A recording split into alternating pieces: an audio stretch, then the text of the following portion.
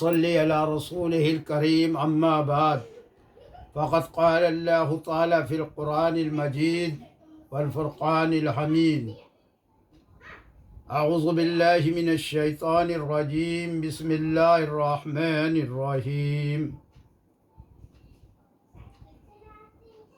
میرے محترم دینی بھائیوں و بہنوں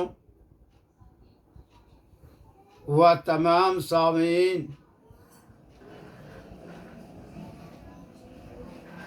آج کی میری بات کا موضوع ہے خالص دین اور ملاوٹی دین۔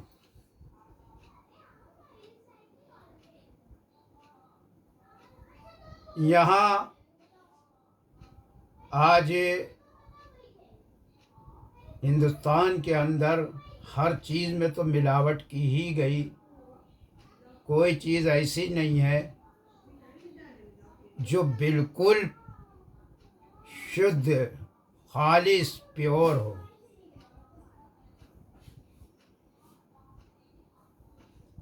اس میں کچھ نہ کچھ ملاوٹ کر دی جاتی۔ اسی طرح دین کو بھی نہیں بخشا، اس میں بھی ملاوٹ کر دی گئی اور کری جا رہی ہے طبیعت سے۔ تو میں آپ سے سوال کرتا ہوں کہ قرآن کا مقام کیا ہے؟ قرآن کا مقام کیا ہے؟ کیا درجہ ہے قرآن کا؟ سیدھی سی بات ہے، اللہ کا جو درجہ ہے، اللہ کا جو مقام ہے، وہی تو قرآن کا درجہ و مقام ہے، کیونکہ یہ اللہ ہی کا تو کلام ہے۔ ساری کائنات سے بڑا، ساری کائنات کو بنانے والا اللہ ہے۔ اللہ کے سب محتاج ہے، اللہ کسی کا محتاج نہیں ہے۔ اللہ سے بڑا کچھ بھی ہے ہی نہیں۔ تو یہ ایک کلام بھی اللہ ہی کا ہے، تو اس کا بھی درجہ وہی ہے جو اللہ کا درجہ ہے، کیونکہ یہ اللہ ہی کا کلام ہے۔ اب لوگوں نے اس کے اندر اس کے مقام کو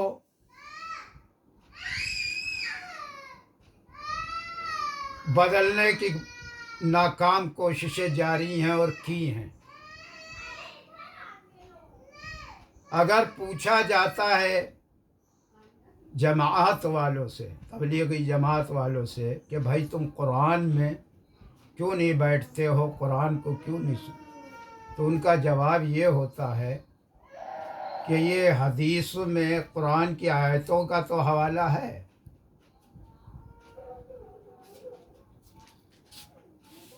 پھر وہی مقام والی بات آ گئی، یعنی سوچئے جو ان پڑھ ہیں، نہیں پڑھے لکھے، وہ سب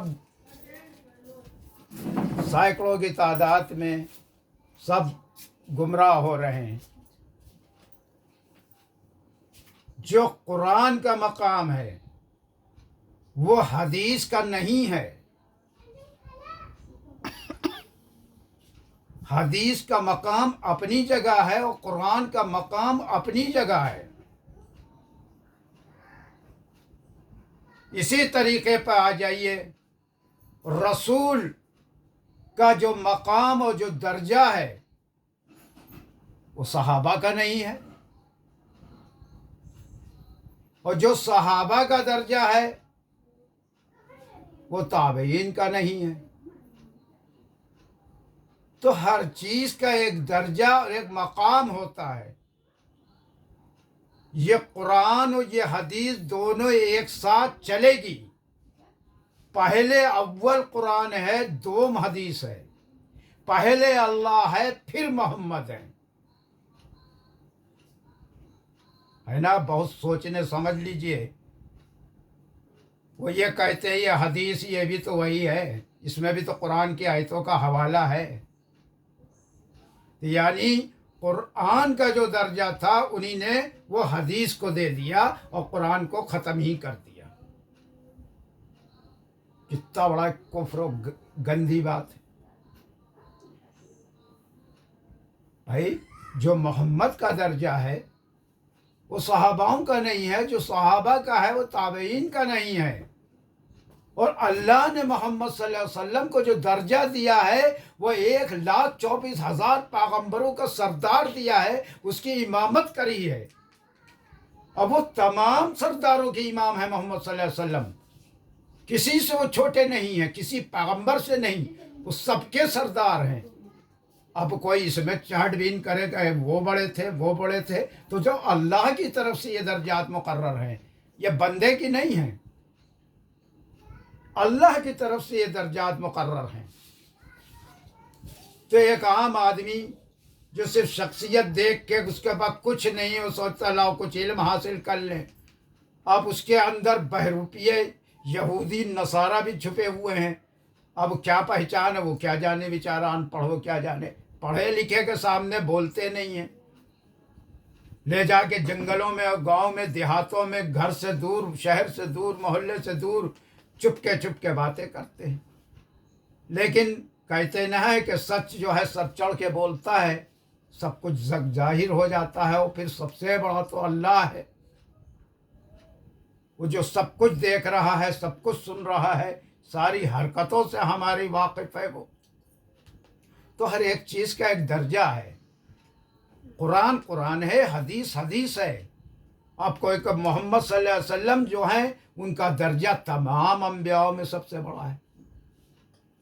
अब अगर कोई ये कह दे फलाने का दर्जा बड़ा है तो वो कुफ्र बकता है।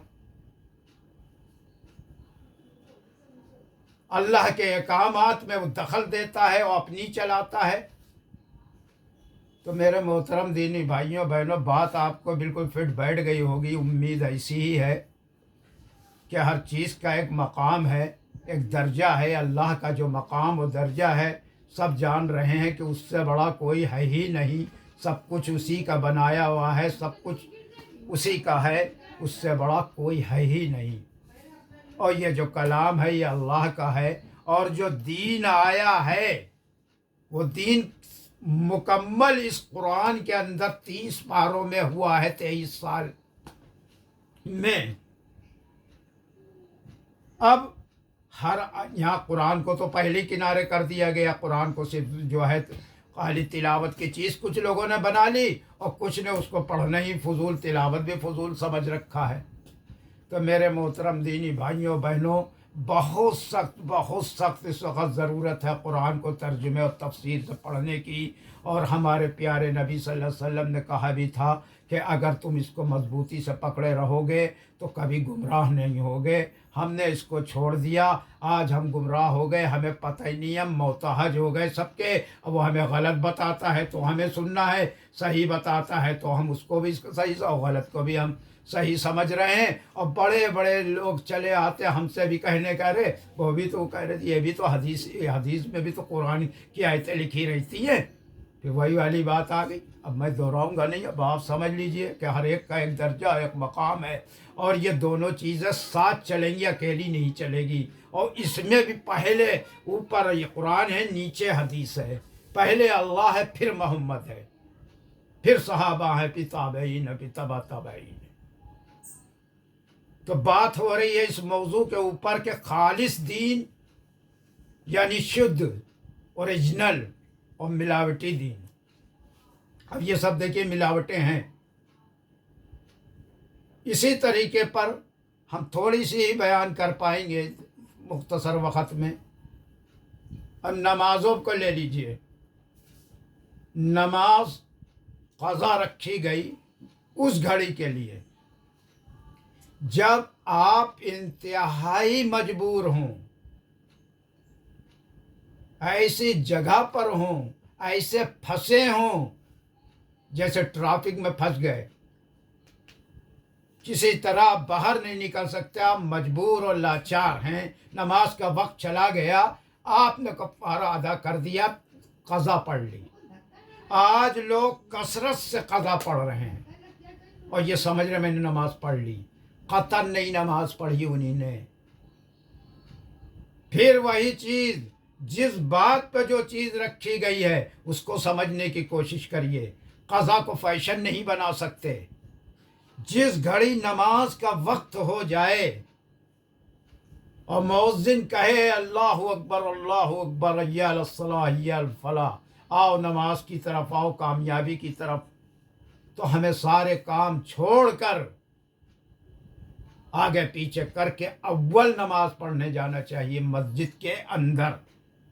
آج ایک فیشن اور چلا ہے، وہ فیشن یہ چلا ہے کہ کوئی وقت سے نماز کو پڑھنے کو اہمیت نہیں دے رہا ہے، ذری ذری سی باتوں پہ اور ذری ذری سی اس پہ گھر میں نمازیں ادا کرے لے رہا۔ حضور صلی اللہ علیہ وسلم کی حدیث ہے کہ حضور صلی اللہ علیہ وسلم کا ارشاد ہے کہ آپ نے فرمایا میرا جی چاہتا ہے کہ ہم ان تمام گھروں کو آگ لگا دیں جس میں بغیر عذر کے لوگ گھروں میں نماز مرد پڑھ لیتے ہیں۔ کوئی عذر نہیں ہے، بلا وجہ باتیں کر رہے ہیں، ہنسی ٹھلا کر رہے ہیں، ٹی وی دیکھ رہے ہیں، نماز ہو گئی مسجد میں، گھر میں پڑھ لی، قطعاً یہ نماز نہیں ہے، قطعاً نہیں ہے۔ یہ سب جس حالاتوں میں رکھی گئی ہے، کبھی آپ کا مقدموں سے وہ سابقہ اگر پڑا ہو عدالتوں کے اندر تو وہاں کر آپ دیکھیے کس طرح سے فیصلے ہوتے ہیں۔ کسی کی عمر کا خیال رکھ کے ہوتا ہے، کسی کے دماغی توازن کا خیال رکھ کے ہوتا ہے۔ اب وہ بات ہر ایک پہ نہیں لاگو ہوتی، وقت اور حالات پہ لاگو ہوتی ہے، اسے ہم اپنا وتیرہ نہیں بنا سکتے ہیں۔ اب آئیے، نماز کی دین اسلام میں اس قدر اہمیت ہے، اس قدر اہمیت ہے، اور تمام عبادتوں میں سب سے افضل عبادت نماز ہے۔ جو آدمی نماز کی پابندی نہیں کرے گا، نماز کو خشوع و خضوع سے نہیں پڑھے گا، اس سے آگے امید دین کے اور ارکان پہ چلنے کی قطعاً نہیں رکھی جا سکتی۔ اب آپ کو میں بتا دوں، جنگ کے میدان کے اندر بھی نماز معاف نہیں ہے۔ جنگ کے میدان میں ہاں نماز کا تھوڑا سا فرق بتایا گیا ہے۔ جنگ کے میدان میں کچھ لوگ پیچھے کھڑے پہرا دیتے رہے اور باقی لوگ نماز ادا کریں، نماز پڑھائیں۔ جب وہ نماز پڑھ چکے تب یہ پڑھے، یہ پہرا دے دشمن سے بچاؤ کے لیے۔ لیکن جنگ میں بھی نماز معاف نہیں ہے، اور اتنی وہ ہے کہ ہتھیار لگا کے نماز جنگ کے میدان میں پڑھنا جائز ہے اور رکھی گئی ہے، لیکن معاف نہیں ہے۔ سمجھنے کی تو کوشش کریے کہ نماز کی اہمیت کچھ تو ہے۔ نماز تمام برائیوں سے روکتی ہے، نماز صحیح راستے پہ چلاتی ہے، برائیوں بے حیائیوں سے بچاتی ہے، نماز ہماری تمام برائیوں سے حفاظت کرتی ہے، ہمارا کوچ ہے، سرکشا کوچ ہے وہ ہمارا، اس سے ہم جراثیموں سے پاک رہتے ہیں، صاف رہتے ہیں۔ دن بھر میں 5 وقت کی نماز پڑھتے ہیں، 5 بار وضو کرتے ہیں تو پاکیزہ رہتے ہیں، اور پاکیزہ بھی آدھا دین ہے۔ جب آدمی پاکیزہ رہتا ہے تبھی اس کے اچھے خیالات بھی ہوتے ہیں، جب اچھے خیالات ہوتے ہیں تب اچھے وہ عمل بھی اس کے اچھے ہوتے ہیں۔ اسی طریقے سے اب آئیے نمازیں پڑھنا، اول تو یہ ہم نے 2 بتائی، ایک قضا کا فیشن چل نکلا، ایک بلا وجہ مسجد کی نماز چھوڑ کے گھر کے اندر نماز پڑھ لی۔ اب آئیے، جو لوگ مسجد میں بھی پڑھ رہے ہیں اس میں کچھ زیادہ تر ایسے بھی ہیں، اگر امام سے پہلے آپ رکوع میں چلے گئے، یا امام سے پہلے رکوع میں اٹھنے سے پہلے کہ امام اٹھے آپ اٹھ گئے، یا سجدے میں اس کے جانے سے پہلے آپ چلے گئے، آپ کی نماز ہرگز نہیں ہوئی، آپ کو علم بھی نہیں ہوا، آپ کی نماز نہیں ہوئی۔ تو امام کے پیچھے نماز پڑھنے والے متدیب ہر کام اس کے پیچھے کرنا ہے، آگے نہیں بڑھنا ہے کہ ابھی اس نے ایک ہی साइड में अस्सलाम वालेकुम रहमतुल्लाह कहा कि वो दूसरे ने दूसरी तरफ गर्दन मोड़ दी, उसके पीछे पीछे चलना, उससे एक सूद भर इमाम से आगे नहीं निकलना है। फिर क़यामत की निशानियों में से ये निशानी हुज़ूर सल्लल्लाहु अलैहि वसल्लम ने इरशाद फरमाई कि सबसे बड़ी निशानी जो अनक़रीब क़यामत होगी, नमाज़ों से खुशू और खुज़ू निकल जाएगा।